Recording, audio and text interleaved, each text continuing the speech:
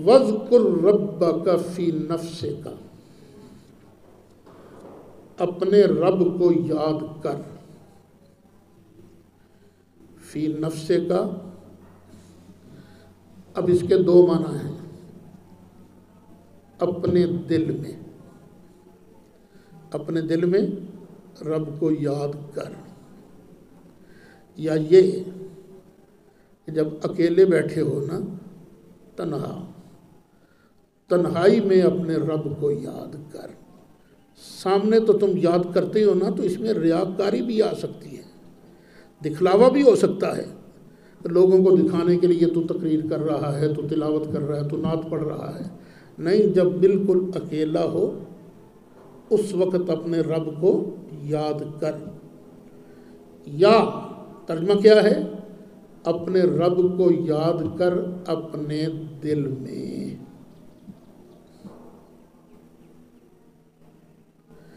بیٹھا ہوا ہے بندہ، پتہ بھی نہیں چلتا یہ بندہ کیا کر رہا ہے، اس کی تار ادھر جڑی ہوتی ہے. یہ جو ہمارے مشائخ لطائف پر توجہ کرتے ہیں اور پھر بندہ سالک اس کے لطائف اللہ کا ذکر کرتے ہیں، تو اسی آیت پر عمل کر رہے ہوتے ہیں. بندے کی باڈی میں 7 پوائنٹ ایسے ہیں جہاں وہ نور موصول ہو سکتا ہے، جو نبی کریم علیہ السلام تقسیم فرماتے ہیں اپنے نمائندوں کے ذریعے. یہ 7 پوائنٹ ہیں جہاں وہ نور موصول ہو سکتا ہے، اسے کہتے ہیں لطیفہ. تو پہلا لطیفہ ہے یہ قلب. یہ جو بایاں پستان ہے نا، اس سے 2 انگل پہلو کی طرف قلب، اور یہ ہے زیر قدم آدم علیہ السلام. یہ سرکار دیتے ہیں لیکن وایا آدم علیہ السلام. یہ تصوف کی کتابیں جب تم پڑھتے ہو تو کئی بزرگوں کے بارے میں آتا ہے، یہ آدمی المشرب تھے، یہ ابراہیمی مشرب تھے، یہ موسوی مشرب تھے، یہ عیسوی مشرب تھے، یہ محمدی مشرب تھے. تو اس کا مطلب یہ ہوتا ہے کہ ان کا کون سا لطیفہ زیادہ کام کرتا تھا اور کس لطیفے پر زیادہ اللہ کا ذکر کرتے تھے. تو یہ جو پہلا لطیفہ ہے قلب، یہ ہے زیر قدم آدم علیہ السلام. اور یہ دوسرا جو لطیفہ ہے یہ ہے لطیفہ روح، دائیں پستان کے نیچے 2 انگل پہلو کی طرف. یہ ہے زیر قدم نوح علیہ السلام اور ابراہیم علیہ السلام. عام طور پر ابراہیم علیہ السلام کا نام لیا جاتا ہے زیر قدم، یہ ابراہیمی المشرب ہے. اور تیسرا لطیفہ جو ہے وہ یہ جو بایاں پستان ہے اس سے اوپر 2 انگل اوپر، یہ ہے زیر قدم موسیٰ علیہ السلام. یہ دوسرا لطیفہ روح، تیسرا لطیفہ سر، اور پھر چوتھا دائیں پستان کے 2 انگل اوپر، یہ ہے زیر قدم عیسیٰ علیہ السلام.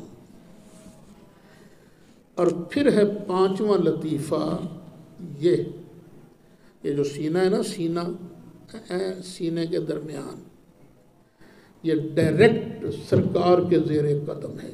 محمدی المشرب، جس کا یہ لطیفہ زیادہ کام کرے اسے محمدی المشرب کہتے ہیں. یہ جو 5 لطیفے ہیں یہ کسی نہ کسی نبی کے قدم پر ہیں. پھر اس کے بعد ہے 6واں لطیفہ، وہ یہ ہے اسے کہتے ہیں لطیفہ نفس۔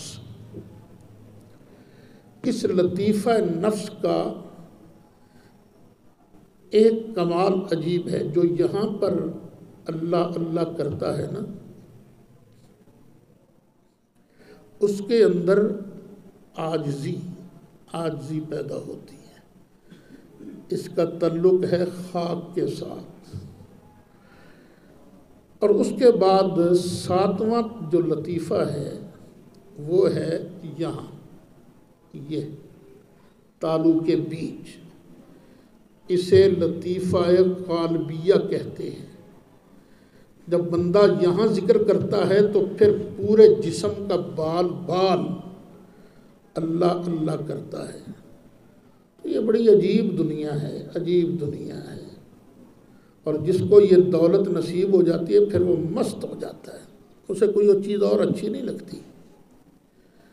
آج کل تو پیری مریدی کا سلسلہ عام ہو گیا نا، چل جی بیعت ہو گیا بس اللہ خیر صلی اللہ۔ لیکن یہ جو وظائف ہیں نا، لطائف، ان پر کوئی محنت کرتا ہے، کوئی محنت کرتا ہے، لیکن ہر کسی پر محنت کرنی بھی نہیں چاہیے۔ بندے کا ظرف دیکھ کر اگلا برداشت بھی کرتا ہے کہ نہیں کرتا، وگرنہ بے قدرے کو اگر یہ دولت مل جائے تو اس میں تکبر پیدا ہوتا ہے۔ تکبر، ساڈے نال دا تے ہے ہی کوئی نہیں، تیرے پیر نے تینوں کی دسیا ہوئے، تانوں کی پتہ؟ دوسروں کو حقیر سمجھنا شروع کر دیتے ہیں۔ نہیں، جب بندے کے اندر یہ ہو نا، کسی پیر کو یہ دیکھو کہ وہ یہی سمجھتا کہ میرے جیسا ہے ہی کوئی نہیں، تو سمجھ لو اس کا لطیفہ کام نہیں کر رہا۔ اگر اس کے لطائف کام کر رہے ہوتے تو یہ عاجز بنتا۔ اچھا، 7 لطائف یہ ہیں: وَاذْكُرْ رَبَّكَ فِي نَفْسِكَ، اے اپنے دل میں اللہ کو یاد کر اللہ کو۔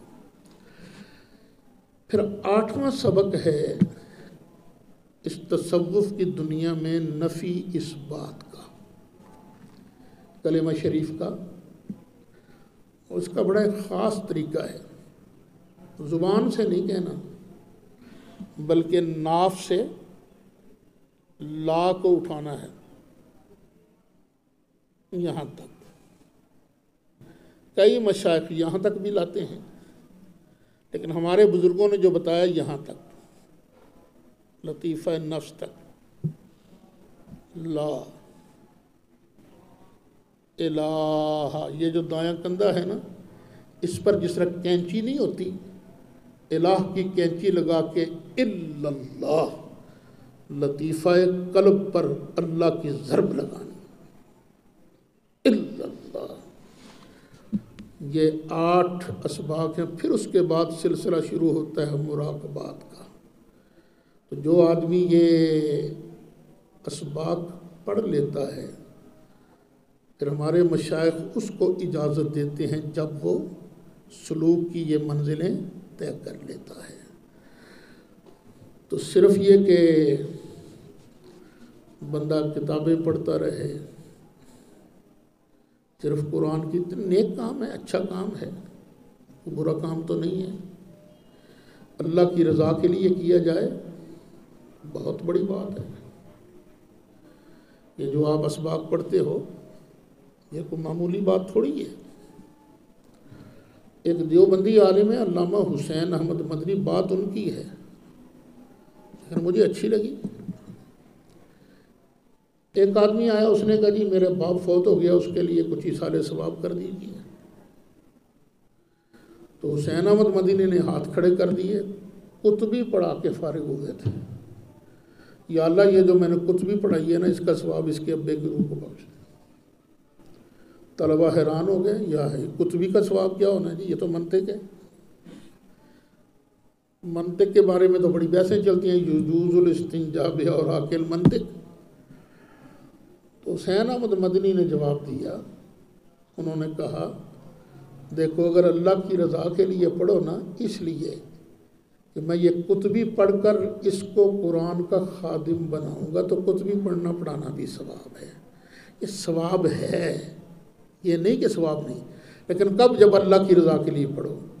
لیکن جو قرآن کہتا ہے اس پر بھی تو عمل ہونا چاہیے نا۔ وَذْكُرْ رَبَّكَ، اپنے رب کا ذکر کر، فی نفسک، اپنے دل میں، یا تنہا، لیکن کیفیتیں دو ہونی چاہیے۔ جب تو اللہ کا ذکر کر رہا ہو تضرعاً، گڑ گڑا کے، وخیفتاً، اور خیفہ، ڈرتے ہوئے، اللہ کا ڈر بھی ہو، اللہ کا خوف بھی ہو، اور یہ ڈر بھی ہو۔ اچھا، پھر اس کا معنی یہ ہے نا کہ اکیلے بھی یاد کر۔ تو جب اکیلے یاد کر رہا ہو تو آواز کتنی ہونی چاہیے؟ دل میں یاد کرو تب بھی ٹھیک ہے، لیکن ودون الجہر من القول، زیادہ اونچی آواز نہیں ہونی چاہیے۔ دون الجہر من القول، جہر سے نیچے، من القول، زبان جو ہے وہ جہر سے نیچے ہو، آواز جہر سے نیچے، بہت اونچی نہیں۔ لا الہ الا اللہ، اکیلے بیٹھو۔ میں چھوٹا سا تھا تو قبلہ حضرت صاحب جامع مسجد درود شریف والی گلزار مدینہ میں، پہلی مسجد تو شہید ہو گئی، آپ نے تو دیکھی نہیں، وہ بڑا مجھے پیارا اس کا نقشہ لگتا ہے، بڑا سکون تھا اس مسجد میں بیٹھنے سے۔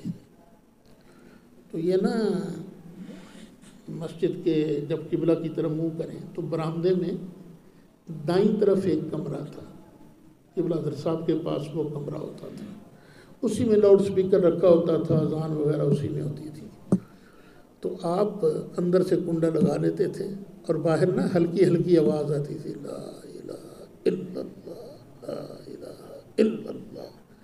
یعنی مطلب ہے کہ ہمارے بزرگ جو ہیں یہ ذکر خفی پسند کرتے ہیں، لیکن جہر کی بھی نفی نہیں، لیکن نہیں اتنا زیادہ نہیں کہ ڈنڈ پائی ہوئے تو کھپ پائی، نہیں، ڈرتے ہوئے، اللہ کا خوف طاری ہو۔ بالغدو، صبح بھی، والآصال، اور شام کو بھی۔ ولا تکن من الغافلین، اور غفلت میں نہ رہنا، غافل نہ ہونا۔